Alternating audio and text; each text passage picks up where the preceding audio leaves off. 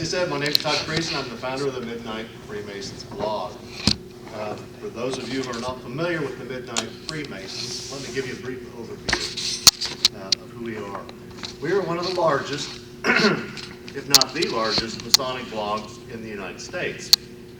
We are a family of 12 contributors, and we write on topics of interest for Freemasons and those interested in the subject of Freemasonry. I started the blog in 2007 as the Midnight Freemason, singular.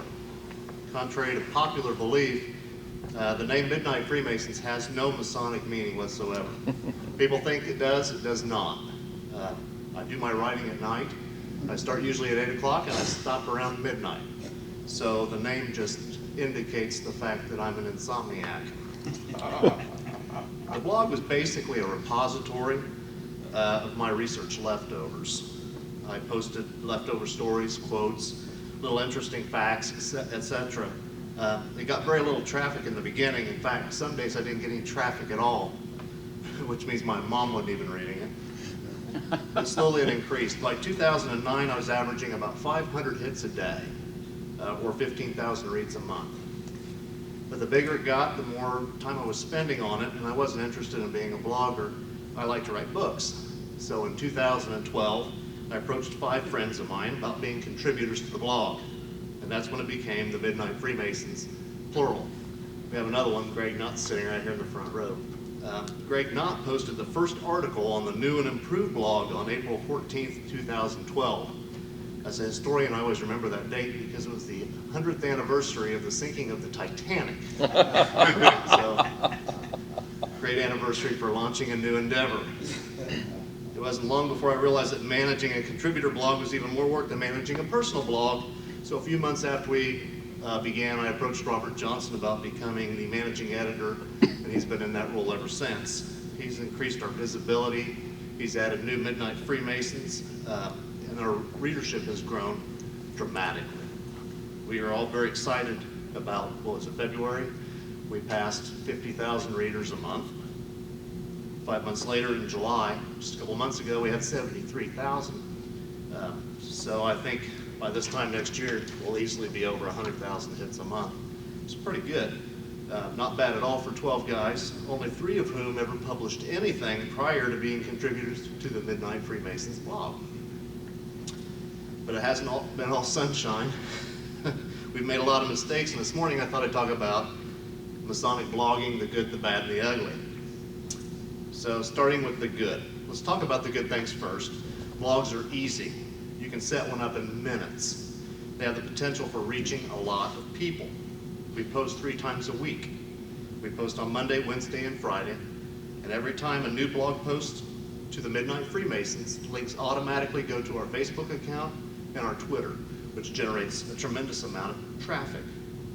Those links are also very easy to set up. Even somebody who's not computer savvy can set up a blog in no time at all. But there's a few things that are very important to know about blogging right up front. Know what you want to write about and stick to it. You have to have a very, very narrow focus. If you're setting up a blog for your lodge, you'll be writing about pieces about your lodge events, news about what your lodge members are doing, and maybe some stories about your lodge history. Blog readers are very topic focused. They're coming to your blog to get their fill on a subject that they're interested in. If you start posting recipes and pictures of cats in costumes, your readership is out the door fast. Stay on theme. Another vitally important point, be consistent in posting. Set a schedule, stick to it. Midnight Freemasons posts 3 times a week, Monday, Wednesday, and Friday. Our posts go up at 5 a.m. in the morning. Come rain, shine, 5 a.m., Monday, Wednesday, and Friday, we post. That works for us, but you can post daily, you can post weekly, you can post monthly. Whatever you decide to do, stick to it and let your readers know what that schedule is going to be. Blog readers are impatient. The best way to kill, another good way to kill your readership is to have nothing there when your readers expect to see it. They won't check your blog very many times and find nothing there and continue to keep coming back. And finally, there's absolutely nothing more important than quality. One mistake new bloggers make once they set that schedule is they think it's better to post something than nothing. That's completely wrong. Not only must you stick to whatever schedule you've set for yourself, but you must post articles that people want to read. If you don't have 3 of those a week, then cut down. Don't disappoint your readers with bad content. Now let's talk about the bad aspects. It's a lot of work to manage a blog. When I was posting 3 times a week, I was spending 4 to 5 hours a week at a minimum. If you begin, understand that it's not easy, and it's going to be a lot of work. It's time-consuming creating a constant stream of quality content. You have to be thinking about that topic all the time. Using that drive time in the morning on your way to work to think about ideas for posts. If you're going to be successful at it, it can never be very far from your mind. Most blogs fail. I read recently that about 80% of the blogs on Blogger and a few of the other platforms haven't been updated in over a year. That means that there's a lot of dead dreams out there. You must, and this is a really hard one for writers, you must accept the fact right up front that you're going to be ripped off. Your hard work, research, sweat, effort is all going to be stolen, and you're going to be really mad about it. The Midnight Freemasons gets ripped off all the time. One of my pieces was reprinted without permission or attribution in the Illinois Freemasonry magazine. With minimal revision, just minimal. That's my own state's magazine. You can imagine my surprise. We had another very bad experience with another Masonic forum. We have a very open sharing policy. Our sharing policy is basically, feel free to use what you find here on your Masonic blog or in your Masonic publication. Just give us credit, and if it's electronic, link back to us. In fact, with our knowledge and permission, the Midnight Freemasons is mirrored on about a dozen websites and forums, including one that's hosted by the Scottish Rite House of the Temple. We've never said no to requests. We only write to be read. However, this unscrupulous administrator was lifting our articles and reposting them with his name on the byline. Sometimes with a mention of the source, more often than not, without a source. He was simply posting them as his own articles. This was a large forum. So we wanted to correct it. He ignored us. I got ticked off and finally got his attention. I'd rather not say how, just say he got a phone call and then all of a sudden got interested in returning his email messages. He decided all of a sudden to take them down, but not first without putting a little nasty missive on his website about the Midnight Freemasons. He said he's not posting any more Midnight Freemasons articles because, quote, Todd Creason's demands became so outrageous I will no longer feature his work here. Of course, nobody knew it was my work because his name was on all of it, so I didn't really lose anything. We work very hard to correct those issues privately. More often than not, we just let them go unless it's repeated abuse. We've never exposed a content thief. Wanted to a few times, but we haven't. It's happened to several of our contributors. In fact, Greg Knott, sitting in the front row here, has had literally hundreds of his Masonic photographs lifted over the years and used in blog pieces without his permission. Of course, it was Greg Knott that gave me access to that photo file. And that brings us to another downside. There's a lot of weirdos out there we deal with. When you're writing a Masonic blog, there are going to be weirdos. I call them secret squirrels. They are clandestine lodges. They are alleged Illuminati groups. They are fundamental religious groups trying to save our souls. And always the entertaining Masonic conspiracy theorists that believe we're trying to take over the world. Just in the last couple of weeks, we've had a sharp increase in the rise of comments from these groups, so we've gone back to moderating our comments. I approve and disapprove all the comments that you post to the Midnight Freemasons.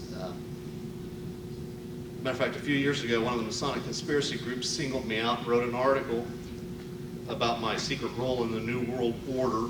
They even mocked up a photograph of me. It was me, my head on Darth Vader's body. And Greg Knott found that, posted somewhere online, and posted it everywhere. Maybe you've seen it.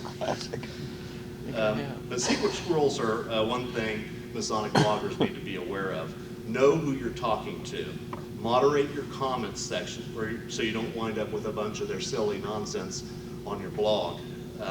In my experience, you're best off just totally ignoring them. But do be careful. I used to have a little fun playing with them. I tell them about our secret UFO bases on the dark side of the moon. But I don't do that anymore. A few years ago, one of those groups hacked my email account, crashed both my email and my website. And it took a couple days and considerable expense to get all that running again. So don't tease the secret squirrels. It makes them angry. And then there's the ugly. And these are just a few tips that I've learned over the last several years. You're going to post a Masonic blog. Keep it positive. Masons love to talk about how Masonry can be improved. The Midnight Freemasons blog is no exception. We like to explore ideas, but don't complain. Too many Masonic blogs spend an inordinate amount of time talking about what's wrong with Freemasonry and are very light on suggestions on how to improve it. In my opinion, there is more right with Freemasonry than there is wrong, and that's where our focus should be in public formats. Second tip, don't copy yourself. It never fails on the Midnight Freemasons. Somebody writes a piece that gets 5,000 hits on the first day, and the next thing you know, every Midnight Freemason is writing on that exact same topic. Lightning never strikes in the same place twice, so don't get stuck in a topic rut. Which leads me to number 3. Don't write for hit count. You'll drive yourself nuts trying to figure out why one piece did well on a subject and another piece on a similar subject didn't. I've wasted a lot of time trying to unlock that formula, and I don't think there is one. Write pieces on interesting topics and related to your blog theme. That should be your only consideration, is writing an interesting piece. Don't worry about the hit count. Number 4, if you're writing a general topic blog, don't date your posts. If you're not writing time-sensitive material, there's no reason to date them. I know that seems wrong, and you're going to ask me why. Last month, I got 300 hits on a piece I wrote in 2008. The people reading it had no idea they were reading something that was 7 years old. People have a bias against old material. So if you're not writing time-sensitive material, there's no reason to date it, and you'll increase your hit count if you do that. And be creative. Blog posts can be anything: a photo, a quote, a story, a joke, a meme, whatever. If it's interesting and on topic, don't be afraid to try new things. We've got a dozen writers, and each one of us does something a little bit different. We have 2 guys that like to write on the topic of history. We have a comedian. We have the esoteric guy. And we have a guy that writes terrific personal perspective pieces. And we have a woman who grew up in a family of Masons. She's currently the Job's Daughter Grand Guardian of Illinois. Some of our best received pieces happen when 1 or 2 of us get together and write a piece together. Michael Shirley and I started that. He'll write a paragraph and send it to me. I'll write a paragraph, send it back to him. We'll pass it back and forth like a football until we decide it's done. But try things. You'll be surprised time and time again at the reaction you'll get, and have fun with it. There is a great reward in doing this. We get a lot of email, and Robert Johnson and I agree our favorite kind of email to get is the one that reads something like, "I'm from Ohio. I've been reading your blog for the last 6 months. How do I go about joining a lodge of Freemasons?" Robert thinks he's gotten a few hundred of these in just the last 3 years since he's been editor. I guess I've referred 1,000 or so to local lodge secretaries, Grand Lodge secretaries, and military lodges. We even have a page on our blog with information on how to become a Mason as well, and that gets several hundred hits a month. Every Masonic blog should have a page like that, referring people who are interested in Freemasonry to get more information from the Grand Lodge in their state. In conclusion, let me tell you what I think about Freemasonry on the internet in general. It's probably not what you think. That includes blogging, social media, websites, Twitter, etc. In general, I don't like it that much. I think it's done badly more often than it's done well. At the very least, I think we need to be very careful about what we put out there. Despite our disclaimers to the contrary, we do represent the fraternity when we put ourselves out there as Freemasons. All too often I see far too many Masons out there bashing Masonry, and a shocking lack of civility on Facebook and other forums. Arguments that settle nothing and dissolve into petty name-calling. It's embarrassing. I belong to very few of those groups anymore. And Masons need to think about this even on their personal Facebook pages. If you're out there on your Facebook page wearing your officer jewel or a fez, think about what you're saying and doing on there. Maybe not publish the photos from the bachelor party the other night. The language should be appropriate. The humor should be family friendly. If you're going to portray yourself as a Mason on Facebook, then act like one. Remember that we are Freemasons and that we are men of character. And when we are on the internet, we should take due notice and govern ourselves accordingly. That's it.